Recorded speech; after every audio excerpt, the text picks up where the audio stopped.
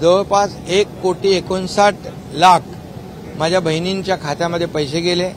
जवळपास हा आकडा 2.5 कोटीच्या वरती जाईल आणि म्हणून सप्टेंबर 30 पर्यंत याची मुदत वाढवलेली आहे आणि मुख्यमंत्री माझी लाडकी बहीण योजना याला पूर्ण वर्षभराचं आर्थिक जे काही तरतूद आहे ती केलेली आहे।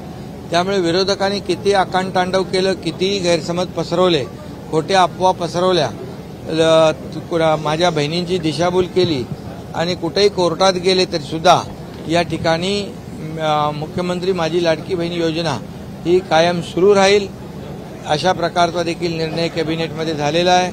उलट आपल्याला हे सुटसुटीत आणखी कसं करता येईल यासाठी देखील चर्चा झाली आहे आणि मला वाटतं या मुख्यमंत्री माझी लाडकी बहीण योजना त्याचबरोबर मुख्यमंत्री अन्नपूर्णा योजनेचे 3 गॅस सिलेंडर देण्याचा निर्णय झाला आहे, त्याची प्रभावी अंमलबजावणी करण्याच्या सूचना दिलेल्या आहेत। मुख्यमंत्री युवा प्रशिक्षण योजना जी आहे, स्टायपंड देतोय आपण 10,000पर्यंत, त्या जवळपास 1.5 लाख लोकांना अपॉइंटमेंट दिलेले आहेत। 10 लाखांचं टार्गेट आहे, त्यावर देखील प्रत्येक जिल्हाधिकाऱ्याला 30,000 युवकांचं अप्रेंटिसशिपचं टार्गेट दिलेलं आहे आणि ते देखील युद्ध पातळीवर काम चालू आहे। तरुणांच्या हाताला काम मिळेल आणि बेरोजगारी कमी होईल आणि या सगळ्या ज्या काही योजना आज आम्ही सुरू केल्या आहेत, मुलींचं मोफत शिक्षण आपण केलं, हायर एज्युकेशन, त्याचे देखील अंमलबजावणी करायला सांगितले।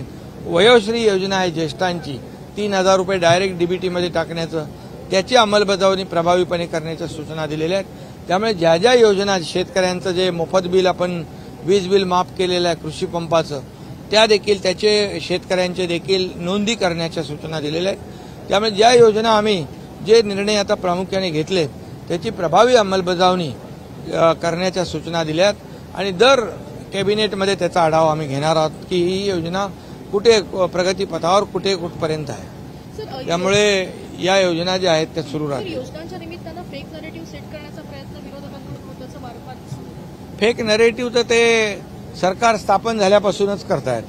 लोकसभेमध्ये पण त्यांनी फेक नरेटिव्ह केला, परंतु आता त्यांनी मुख्यमंत्री माझी लाडकी बहीण योजना बंद होण्यासाठी खूप प्रयत्न केले, कोर्टात देखील गेले, परंतु कोर्टाने देखील त्यांना नाकारलं आणि लाडक्या बहिणींच्या बाजूने निकाल दिला आहे। त्यामुळे त्यांनी किती फेक नरेटिव्ह केला तरी सुद्धा मी आपल्याला सांगतो की ही योजना बंद होणार नाही, ही योजना कायमस्वरूपी माझ्या बहिणींची सुरू राहील। उलट जसं सरकारची आर्थिक क्षमता वाढेल तसे या 1,500 रुपयामध्ये देखील वाढ होईल। बिलकुल त्यामध्ये कुठलेही तथ्य नाही आहे, त्याच्यावर देखील चर्चा झाली आणि तो GR जो आहे तो GR जो काढला होता त्याच्यात अधिक स्पष्टता देखील आणण्याच्या सूचना दिलेल्या आहेत। त्यामुळे ज्या योजना पूर्वी सुरू आहेत एकही योजना त्याच्यातली बंद होणार नाही।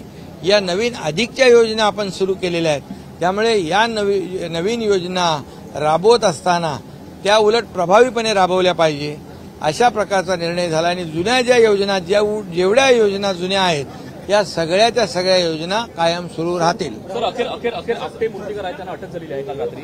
मी त्याच्यावर बोललो, आपटे असू द्या नाही तर आणखी कोणी असू द्या, गुन्हेगार जो आहे तो कुठेही जाऊ शकत नाही। पोलिसांनी अरेस्ट केलेली आहे, त्याची चौकशी होईल, त्याच्यावर कायदेशीर कठोर कारवाई होईल। परंतु विरोधक जे दुर्दैवी राजकारण करतायत त्यांना माझं एवढं आव्हान आहे की छत्रपती शिवाजी महाराजांच्या नावाचं राजकारण आपण करण्यापेक्षा छत्रपती शिवाजी महाराजांचा भव्य दिव्य असा पुतळा आम्ही तिथे उभा करू, त्याच्यामध्ये काही विधायक सूचना असतील त्या करा।